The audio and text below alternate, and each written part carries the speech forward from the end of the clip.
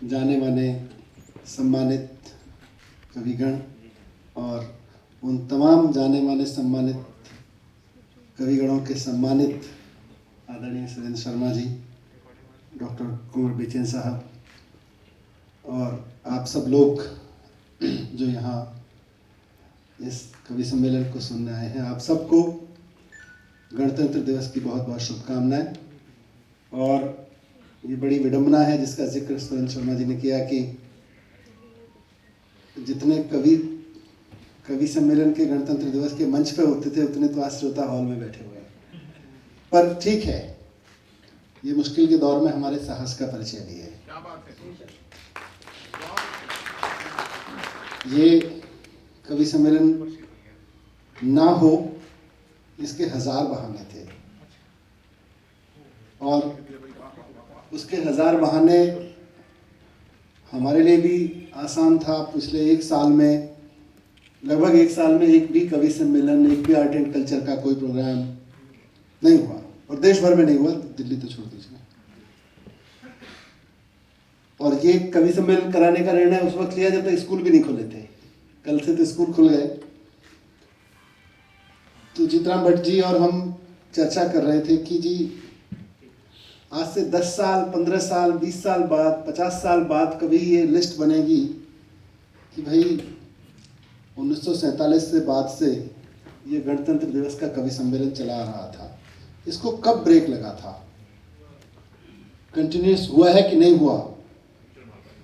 तो इस साल के बाद कोई ये ना कहे कि नहीं सर एक साल रह गया था, सिर्फ इस जिद में कराया है, सिर्फ इस जिद में कराया है। और खुशी है कि हम सब लोग मिलके बहुत प्यार से, सम्मान से यहाँ इस सभागार में उपस्थित हुए हैं। जो जिम्मेदार अथॉरिटीज़ हैं आजकल, जब से कोविड आया है, वो सुनील शर्मा जी, सरकार में ना होने का पता तब चलता है जब हम किसी को ना कहना कि वो देख लें। मतलब हाँ कहने की अथॉरिटी तो सबके पास ही रहती है, पर जब हम किसी को ना कहने की अथॉरिटी हासिल कर लें तो सरकार होती है। मतलब आप यहाँ बैठ सकते हो, हाँ हाँ तो कोई भी कह देगा, नहीं बैठ सकते, ये कहने की अथॉरिटी जिसके पास होती है वो सरकार होती है। तो जब से ये कोविड आया है, मैं देख रहा हूँ सरकार में बैठे हुए लोगों की हवलदारी बहुत जाग गई है। मतलब दुकान बंद ना, मतलब दुकान खोलने दोगे नहीं, कितने बजे खोलने दोगे मैं तय करूंगा, इस सड़क से निकल सकते हो नहीं, मास्क लगा के बिना निकल सकता हूँ नहीं। तो ना कहने की जो अथॉरिटी जितनी सरकार, मतलब इस कोविड की बीमारी ने हमारे सरकारी अधिकारियों को वापस दी है, बड़ी मेहनत से हमारे जो भी लोग रिफॉर्मर रहे हैं डेमोक्रेसी के, उन्होंने बड़ी मेहनत से इन पदाधिकारियों को, मंत्रियों संत्रियों सबकी पावर को कम कर करके कहा था भाई जनता भी कुछ चीज़ों को तय करने दो, सब कुछ तुम तय करते रहते हो। वापस इस कोविड ने सबसे बड़ी दुर्घटना ये की कि सारी पावर वापस आके सड़क पे निकलूंगा कि नहीं निकलूंगा, कितने बजे खाऊंगा कितने बजे नहीं खाऊंगा, शादी ब्याह में कितने लोग इंतजाम करूंगा, बुलाऊंगा नहीं बुलाऊंगा, सब कुछ अब सरकार तय करने लगी। सबसे बड़ी दुर्घटना इसमें ये हुई है। तो इस कवि सम्मेलन को भी ना कहने वाले कई लोग खड़े हुए थे अथॉरिटी में। तो जब चित्राम जी ने मुझे दो चार चक्कर कहीं कुछ दफ्तरों के मारे होंगे, तो उसके बाद मुझे आके बोले सर मुश्किल ही लग रहा है। तो चलो भाई जहाँ से मुश्किल नहीं लगेगा, तो मैंने इस वर्तमान व्यवस्था में सबसे हायर अथॉरिटी के यहाँ भी फ़ोन किया। मैं देखो जी कवि सम्मेलन तो हम कराएंगे। अब दो तरीके हैं कि प्रेस कॉन्फ्रेंस करके कराएं या सीधे सीधे कराएं। तो फिर उन्होंने कहा जब जिद ही कर रहे हो तो करा लो। जब गणतंत्र दिवस का सम्मेलन हो रहा है वहाँ हजारों लोग आएंगे, पूरे देश में चुनावी रैलियां हो रही हैं जहाँ हजारों लोग आ रहे हैं, ये हमारे कवि सम्मेलन में कौन सा ज्यादा कोरोना फैलेगा। तो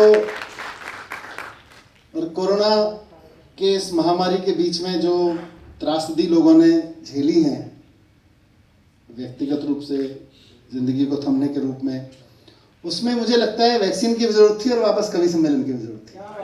नहीं, दिनेश रघुवंशी जी अगर आके यहाँ हंसा के नहीं गए तो सारा मामला तन्हा बना रहेगा। नहीं तन्हा जी, तो इस तन्हाई को भी तो खत्म करना है। तो जितना वैक्सीन की जरूरत थी उतना ही कवि सम्मेलन की भी जरूरत थी। तो इसलिए आज मुझे खुशी है कि हम सब लोग बहुत हल्के फुल्के माहौल में, बहुत गंभीरता के उसमें यहाँ आके बैठे हैं। और शायद ये शुरुआत होगी दिल्ली में, मुझे नहीं पता, आप लोग तो ज़्यादा इन्वॉल्व रहते हैं कि देश भर में भी कवि सम्मेलन बाकी जगह शुरू हुए कि नहीं। बस तो अब उम्मीद है कि देश भर में ये परंपरा हमारी कवि सम्मेलनों की, मुशायरों की, सबकी शुरू होगी। और मंच, जैसे कल मैं स्कूल गया तो बहुत खुशी हुई देख के कि हमारे स्कूल फिर गुलजार हो गए हैं। तो कवि के मंच भी गुलजार हो गए हैं, कवि सम्मेलनों के मंच भी वापस होने लगे हैं।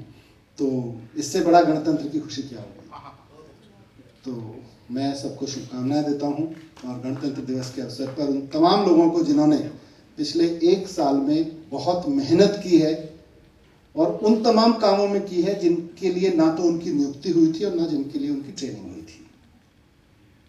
डॉक्टर्स ने वो सब काम किए, टीचर्स ने वो सब काम किए, हमारे सफाई कर्मचारियों से लेके पुलिस वालों तक ने, जिसकी कोई ट्रेनिंग नहीं हुई कभी। तो बड़ी मुश्किल से निकाला है ये साल, फिर से ना गुजरे, फिर से ना आए ये। इस प्रार्थना के साथ, इन कामनाओं के साथ में मैं भी थोड़ी देर बैठ के कोशिश करूँगा कि जितना समय बैठ के यहाँ वैक्सीन ले सकूँ, वैक्सीन का डोज ले सकूँ। बहुत बहुत धन्यवाद। बहुत अरसे बाद वो समय आया है कि हम जूम कॉल से बाहर निकल के ज़रा आमने सामने बैठे हैं। तो रिहर्सल कर लो तालियां वालियां बजाने का। मैं जरूरी नहीं ऐसी बात कहूँ कि तालियां बजाओ, तो देखो ये छोड़ेंगे नहीं आपको, इन्होंने बहुत दिन से तालियां सुनी नहीं। 1 साल हो गए इनको तालियां सुने हुए, तो पहले से बता दो तैयार हैं हाथों को मल के। बहुत बहुत शुभकामनाएं, धन्यवाद, नमस्कार।